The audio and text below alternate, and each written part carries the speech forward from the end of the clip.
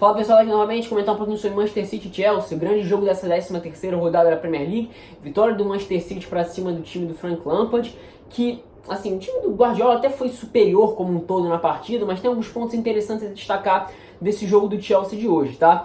A escalação do Manchester City foi normal, dentro do que a gente está acostumado a ver, e do lado do Chelsea a gente tinha uma dúvida, né? Se ia jogar o Mason Mount ou o Pulisic. O time acabou entrando no 4-3-3, né? Com Jorginho, Kovacic, Kanté, e com o Pulisic como um ponta pela esquerda, o William ponta pela direita e o Abraham centralizado, né? Também volta do Emerson Palmieri jogando na lateral esquerda, se não me engano eu já até havia jogado o jogo anterior, né?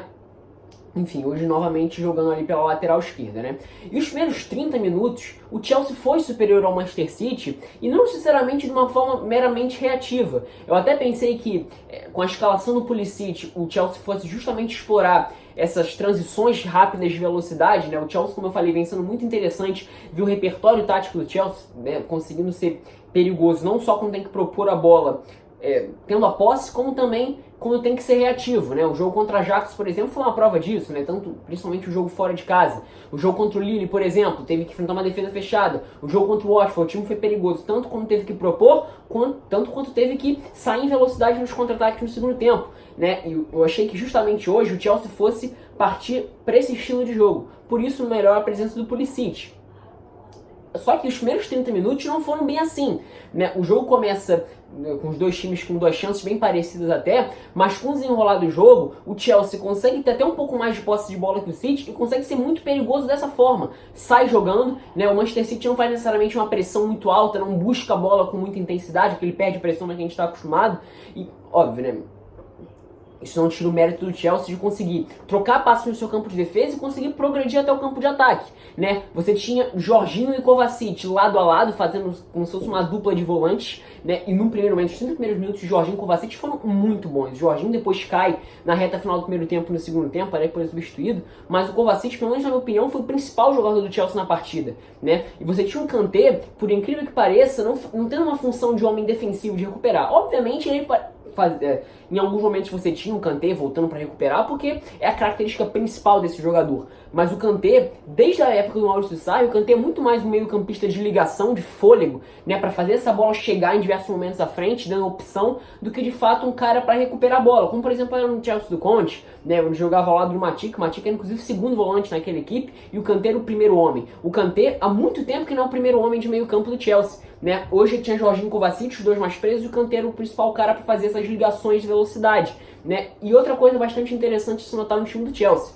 por mais que fosse um 4-1-4-1 sem a bola, um 4-5-1 em diversos momentos, tinha uma movimentação interessante de, em diversos momentos, o Pulisic se aproximar do Abraham no momento sem bola. Ou seja, estando o Chelsea sem a bola e recuperando, você já tinha um norte-americano muito próximo do Abraham para conseguir, com uma tabela rápida, uma escorada do Abraham, a velocidade do Pulisic de forma mais próxima. Isso funcionou bem nos primeiros minutos de jogo, até os 15, por exemplo. Essa foi a estratégia adotada pelo Chelsea, que a partir do momento conseguia ter mais a posse. E quando tinha mais a posse, tinha ou o William para acelerar, partindo da direita, explorando o espaço por dentro quando tinha, e o Kanté para ocupar, fazer essas corridas que o Kovacic vem fazendo muito, né? Quando a gente pensa, por exemplo, num 4-2-3-1, o Kovacic, que é esse cara que sobe mais, explorando os corredores do campo. Hoje era o Kanté que fazia isso, porque você tinha Jorginho e Kovacic sempre muito próximos um do outro para buscar uma tabela, buscar reduzir os espaços do time do Manchester City. E os primeiros 30 minutos, que é quando saem todos os gols, o Chelsea foi superior, né? O primeiro gol sai justamente numa jogada em que o Chelsea tem a posse de bola, a jogada toda trabalhada,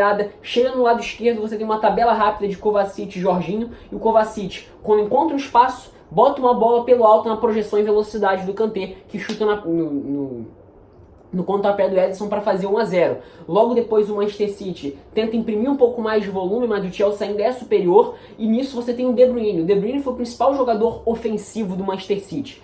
E eu não sei se isso é uma tendência agora que o Guardiola vai tentar adotar para os jogos maiores. Já fez isso contra o Liverpool e hoje novamente fez isso, né? O jogo contra o Liverpool foi o último jogo antes da pausa da FIFA, que é marcar num 4-4-2. No jogo contra o Liverpool você tinha Agüero e De Bruyne mais à frente, hoje você tinha Davi Silva e Agüero mais à frente, com o De Bruyne jogando mais próximo do Rodri. Depois o Rodri até saiu machucado para a entrada do Gundogan. E o De Bruyne foi o cara responsável por, nos momentos de mais dificuldade, quando o City recuperava a bola e encontrava em diversos momentos uma barreira do Chelsea, né?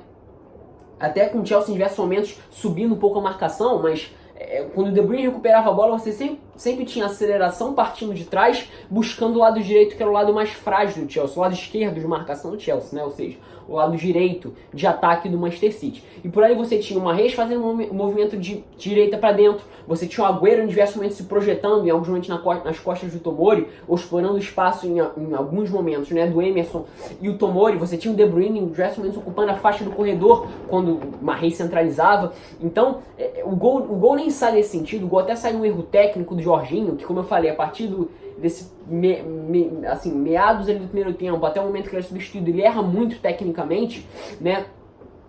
E aí que sai o gol, né? O De Bruyne, o Davi Silva recupera, a bola é espirrada, o De Bruyne acaba recuperando, finge que vai chutar de perna direita, bota a bola para perna esquerda, finaliza, a bola acaba desviando.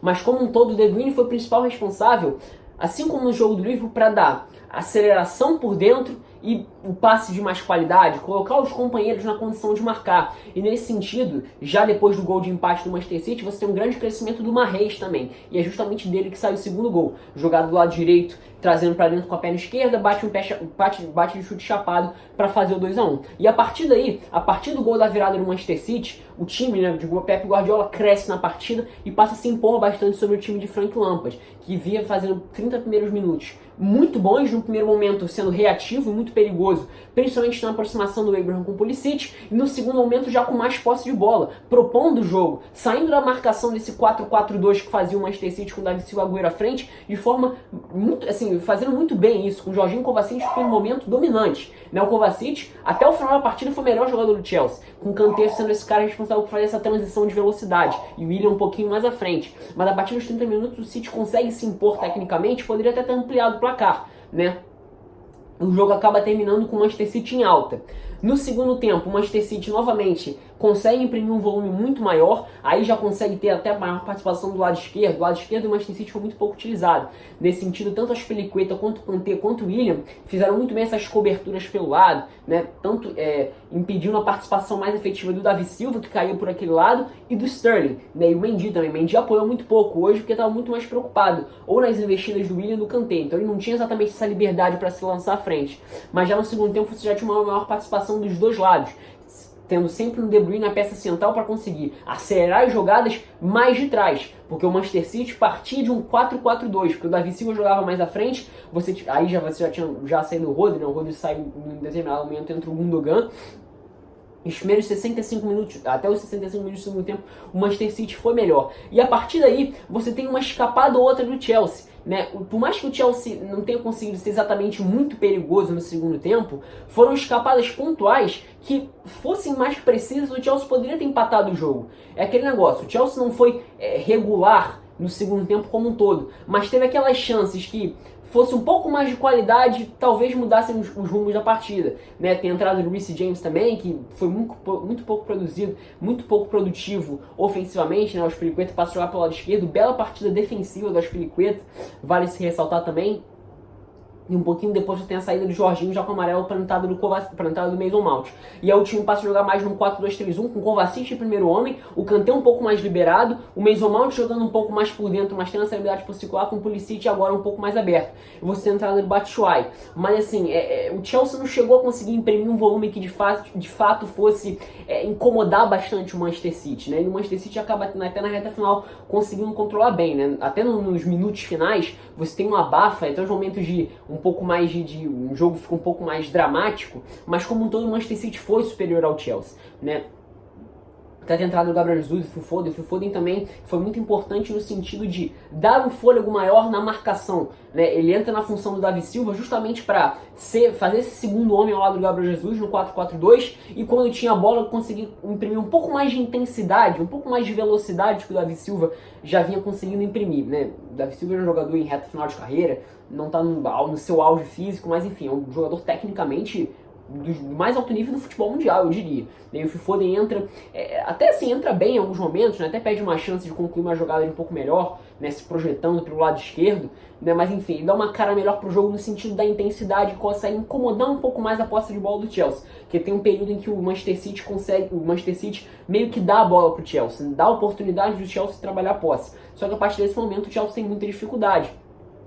que o City marcava bem e o Chelsea já não conseguia ter mais aquela fluidez que conseguia ter no primeiro tempo, principalmente com o Jorginho e Kovacic muito bem para se impor tecnicamente mesmo, né, tendo o Kanté fazendo essas projeções de velocidade. No segundo tempo a coisa não foi mais assim, o Manchester City acabou vencendo no final com certa tranquilidade. Mas é importante valorizar, os primeiros 30 minutos do Chelsea foram muito bons, enfrentando um time que tecnicamente é superior, né?